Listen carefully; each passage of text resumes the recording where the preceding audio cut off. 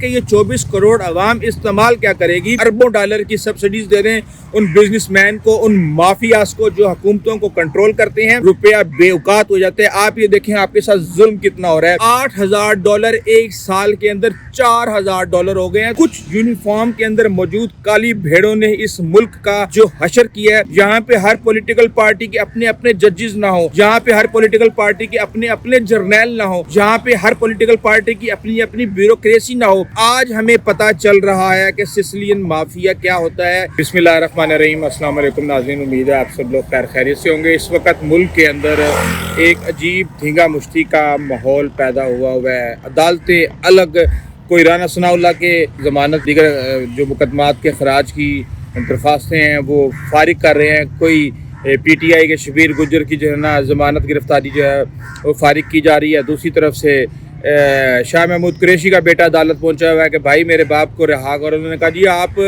خود پہنچے ہوئے ہیں گرفتاریاں دینے کے لیے، تو آپ کو پہلے شوق تھا گرفتاری کر دینے کا، اب آپ ضمانت مانگ رہے ہیں۔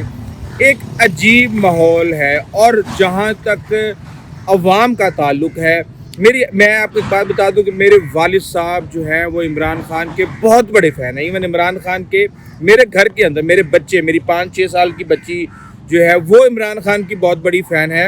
اور آپ کو پتہ ہے کہ عمران خان نے جس طریقے سے لوگوں کے دماغوں میں فون کے ذریعے، سوشل میڈیا کے ذریعے اپنی جگہ بنائی ہے، اس بات میں کوئی شک نہیں ہے۔ لیکن لوگ اس حوالے سے بھی پر امید ہیں کہ جو کچھ انہیں آج پتہ چل رہا ہے وہ آج سے پہلے کبھی زندگی میں ان کو نہیں پتہ چلا تھا کہ کیسے مافیا آپریٹ کرتے ہیں۔ آپ کو پتہ ہوگا کہ جب پاناما کے اندر جسٹس کھوسا نے اپنا آرڈر لکھا تھا نواز شریف کے خلاف، تو انہوں نے ان کو ایک سسلین مافیا سے تشبیہ دی تھی۔ آج ہمیں پتہ چل رہا ہے کہ سسلین مافیا کیا ہوتا ہے، کیسے ججز مینج ہوئے ہوئے ہوتے ہیں، کیسے جرنیل ساتھ ملے ہوئے ہوتے ہیں، کیسے بیوروکریسی ملی ہوئی ہوتی ہے، کیسے پورے سسٹم کے اندر آپ نے اپنی جڑیں بنائی ہوئی ہوتی ہیں۔ یہاں پہ امیر آدمی بدقسمتی سے ایک وکیل کے ساتھ جج بھی کرواتا ہے، اور اگر یہ بات کی جاتی ہے تو ایک اتنا خوف ہوتا ہے عدالت کا، عدالت کے احترام کا اور دیگر چیزوں کا، کہ فوری طور پہ اس کو کہتے ہیں جی آئندی توہین عدالت میں آپ کو ہم اندر کرتے ہیں۔ لیکن بات یہ ہے کہ جو عزت، جو احترام عدالتوں کو دیا گیا ہے وہ کس لیے دیا گیا ہے؟ ان کے مقدس پیشے کی وجہ سے، کیونکہ وہ قاضی ہیں، وہ منصف ہیں۔ ان کو متنازعہ کرنا کسی بھی صورت اس ملک، اس ریاست کے لیے افورڈیبل ہو ہی نہیں سکتا۔ لیکن جب وہ جج اور قاضی اس عہدے پہ بیٹھ کے اس عہدے کا استحصال کرتے ہیں اور ایسے لگتا ہے کہ یہ سب کچھ خرید و فروخت کے تحت چل رہا ہے، اپنی مرضی کے ججوں کے سامنے کیسز رکھوائے جا رہے ہیں، بینچ کا فیصلہ آنے سے پہلے بینچ کے جو معزز ججز ہیں ان کے نام جاننے کے بعد پتہ چل جاتا ہے کہ اب اس کا فیصلہ کیا آنا ہے۔ یہی وجہ ہے کہ جو الیکشنز کے حوالے سے از خود نوٹس ہوا ہے، اس کے اوپر پیپلز پارٹی نے جسٹس اعجاز الاحسن اور جسٹس مظاہر علی اکبر نقوی کے اوپر اعتراض کر دیا ہے، اور چیف جسٹس نے کہا ہے کہ ٹھیک ہے ہم آپ کے اعتراضات کو نوٹ کرتے ہیں اور اس کے اوپر ہم پھر بعد میں فیصلہ کریں گے۔ جبکہ فاروق نائک نے جو پیپلز پارٹی کے وکیل ہیں انہوں نے کہا جی پہلے آپ یہ فیصلہ کر لیں، اس کے بعد پھر آپ اس کی سماعت شروع کریں۔ ایک عجیب قسم پرسی کا ماحول ہے، لیکن میں یہ سمجھتا ہوں کہ یہ اتنا مایوس کن نہیں ہونا چاہیے۔ اللہ کا شکر ہے پاکستان ایک زرخیز ملک ہے ہر لحاظ سے، چاہے معدنیات ہو، چاہے ہیومن ریسورس ہو، چاہے زراعت ہو، آپ کسی بھی چیز کو اٹھا کے دیکھ لیں، اس ملک کی ہڈیوں میں اتنا گودا ہے کہ اس کو نچوڑ کے اس کا بیڑا غرق کر دیا 70 سالوں کے اندر، لیکن پھر بھی یہ اپنی ٹانگوں پہ کھڑا ہونے کے قابل ہے۔ آپ کو یاد کیا ہوگا، میں آپ کو بتا دیتا ہوں کہ اس ملک کی آپ طاقت چیک کریں کہ یہاں پر ہر سال $40 ارب جو ہیں وہ جمع کروایا جاتا ہے، یعنی کہ جو اوورسیز پاکستانی ہیں اس ملک کے اندر آپ کو $35-40 ارب ہر سال بھیجتے ہیں۔ اگر ہم صرف اور صرف یہ کر لیں کہ ہم اپنی امپورٹ اور ایکسپورٹ کو صرف ایک برابر کر لیں، ہم اپنے آئی فون 14 پرو میکس خریدنے کے شوق کو کنٹرول کر لیں، ہم امپورٹڈ چاکلیٹس کھانے کے شوق کو کنٹرول کر لیں، ہمیں اپنی گاڑیوں کے اندر امپورٹڈ ٹائرز ڈلوانے کی بجائے، لیکن مسئلہ کیا ہے؟ مسئلہ یہ ہے کہ یہاں پہ اگر آپ کسی بھی ایک چیز کا بائیکاٹ کریں گے تو آپ کو اس کے بدلے میں کوئی چیز ملے گی نہیں. جس ملک کے اندر سائیکل کی گولیاں نہ بنائی جاتی ہوں, جس ملک کے اندر کوئی چیز ایسی نہیں بنائی جاتی جو کہ اس ملک کی عوام استعمال کرے, تو آپ مجھے ایک بات بتائیں کہ یہ 24 کروڑ عوام استعمال کیا کرے گی؟ اور یہ سارے کا سارا جو معاملہ ہے یہ پالیسی سے ریلیٹڈ ہے. ہم نے نہ اپنی انڈسٹری کے لیے کوئی پالیسی بنائی, نہ ہم نے اپنے ٹریڈ کے لیے کوئی پالیسی بنائی, نہ ہم نے اپنی امپورٹ ایکسپورٹ کے لیے کوئی پالیسی بنائی. یہاں پہ ایکسپورٹ کا طریقہ کار کیا ہے کہ جناب آپ اربوں ڈالر کی سبسڈیز دے دیں ان بزنس مین کو, ان مافیاز کو جو حکومتوں کو کنٹرول کرتے ہیں. سارا پیسہ ان کی جیب میں, اور اس کے بعد وہ اربوں خربوں کما رہے ہیں. جب وہ اربوں خربوں کما رہے ہیں تو پھر وہ خرچ بھی کرتے ہیں, پھر ان کو امپورٹڈ چیزیں چاہیے, اور امپورٹڈ چیزیں جب خریدی جاتی ہیں تو پھر آپ کے import bill billions of dollars کے اندر آتے ہیں, جس کے بعد پھر آپ کو پیسے کی ضرورت ہوتی ہے, ڈالر کی ضرورت ہوتی ہے, روپیہ بے اوقات ہو جاتے ہیں. آپ یہ دیکھیں آپ کے ساتھ ظلم کتنا ہو رہا ہے کہ میں اگر آپ اپنی ایک ایگزامپل بتاتا ہوں کہ میرے پاس فار ایگزامپل اگر آج سے 2 سال پہلے میں نے اپنی سیونگ کے لیے 10 لاکھ روپیہ اگر رکھا ہوا تھا اپنے اکاؤنٹ کے اندر, تو وہ آج جو ہے وہ اس وقت وہ مجھے $8,000 مل رہے تھے. آج سے 1 سال پہلے آپ چلے جائیں کہ ڈالر کی قیمت جو ہے وہ $100 1 سال کے اندر بڑھ چکی ہے.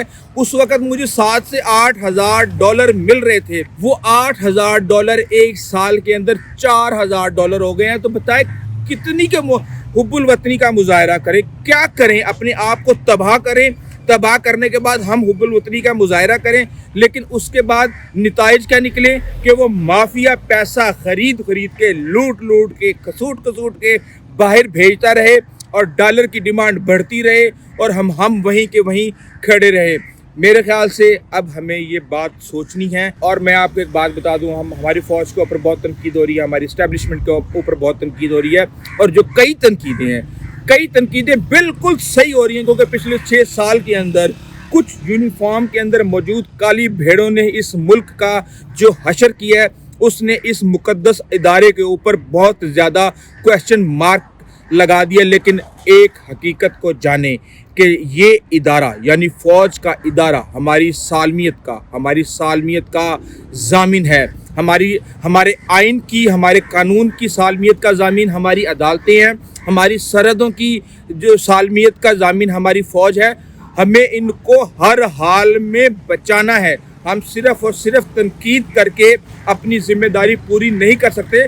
ہمیں تنقید کرنی ہے, پروگریسو تنقید کرنی ہے, ہمیں پروڈکٹیو تنقید کرنی ہے, اور ہمیں کسی بھی طریقے سے یہ کوشش کرنی ہے کہ ہم اس ملک کو, اس کی عدالتوں کو, اس کی فوج کو اس سٹیج پہ لے آئیں کہ چاہے پارلیمنٹ ہو, چاہے عدالتیں ہوں, چاہے فوج ہو, کوئی بھی ادارہ دوسرے ادارے کی حدود کے اندر اپنا تجاوز نہ کرے اور اپنا کام اپنے اداروں کے اندر رہ کے اپنی حدود کے اندر رہ کے کرے, تاکہ ہر شخص اپنا کام کرے. اب کہا ہی جاتا جی لٹیرے ہیں, جی یہ سیاستدان لٹیرے ہیں. وہ کہتے ہیں جی یہ جرنیل لٹیرے ہیں. وہاں سے آواز آ رہی ہے نہیں جی یہ جرنیل, یہ ججز لٹیرے ہیں.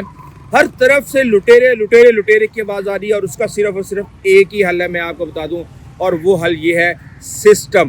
ایسا ٹرانسپیرنٹ سسٹم کہ اگر کوئی جرم کرے تو کسی کے فون پہ فیصلے مت تبدیل ہوں, کسی کی شکل دیکھ کے فیصلے تبدیل نہ ہوں, کسی کا خاندانی ایسو رسوخ دیکھ کے فیصلے جو ہیں وہ تبدیل نہ ہوں. اس وقت ہم کہیں گے کہ یس ہم ایک صحیح راستے پہ چل پڑے ہیں. یہاں پہ ججز تقسیم نہ ہوں, یہاں پہ ہر پولیٹیکل پارٹی کے اپنے ججز نہ ہوں, یہاں پہ ہر پولیٹیکل پارٹی کے اپنے جرنیل نہ ہوں, یہاں پہ ہر پولیٹیکل پارٹی کی اپنی بیوروکریسی نہ ہو. اگر ہو تو صرف اور صرف پاکستان کی ہو, جسے ایک خیال ہو کہ اس نے ہر حال میں اس ملک کی عوام کی فلاح کے لیے کام کرنا ہے. ہمیں اس بات پہ غور کرنا پڑے گا. جب تک ہم اس ملک کا سسٹم ٹھیک نہیں کریں گے اس وقت تک نہ ہماری مشکلات کم ہوں گی, نہ ہماری مزریز کم ہوں گی, نہ ہماری مفلسی کم ہوگی, نہ ہماری غربت کم ہوگی, اور نہ ہی ہمارا ملک جو ہے وہ ترقی کر پائے گا. ہمیں اس چیز پہ غور کرنا ہے اور ہمیں پازیٹیو ڈائریکشن میں چلنا ہے. ابھی بھی وقت ہے ہمارے پاس, کوئی دیر نہیں ہوئی. آپ امریکہ کو اٹھا کے دیکھ لیں, آپ انگلینڈ کو اٹھا کے دیکھ لیں, آپ فرانس کو اٹھا کے دیکھ لیں, آپ جرمنی کو اٹھا کے دیکھ لیں, آپ جاپان کو اٹھا کے دیکھ لیں, آپ چین کو اٹھا کے دیکھ لیں. یہ سب یہ سب ممالک جو آج ترقی یافتہ ممالک کہلاتے ہیں، یہاں کے حالات پاکستان سے 100 گنا زیادہ بدتر، خون خرابہ، انقلاب، مار دھاڑ اور پتہ نہیں کیا کچھ ہو چکا ہے، لیکن اس کے بعد انہوں نے فیصلہ کیا کہ اس طرح نہیں چلا جا سکتا، انہیں ایک رستہ اور ایک متعین اور ایک ریڈ لائن لگانی پڑے گی، جس ریڈ لائن کو کوئی بھی، چاہے وہ اشرافیہ ہو، چاہے وہ جج ہو، چاہے وہ جرنیل ہو، چاہے وہ لیڈر ہو، سیاسی لیڈر ہو، وہ کراس نہیں کر سکتا۔ جب تک ہم یہ نہیں کریں گے ہم اسی دلدل کے اندر پھنسے رہیں گے۔ آئندہ تک کے لیے اجازت دیجیے، اللہ حافظ۔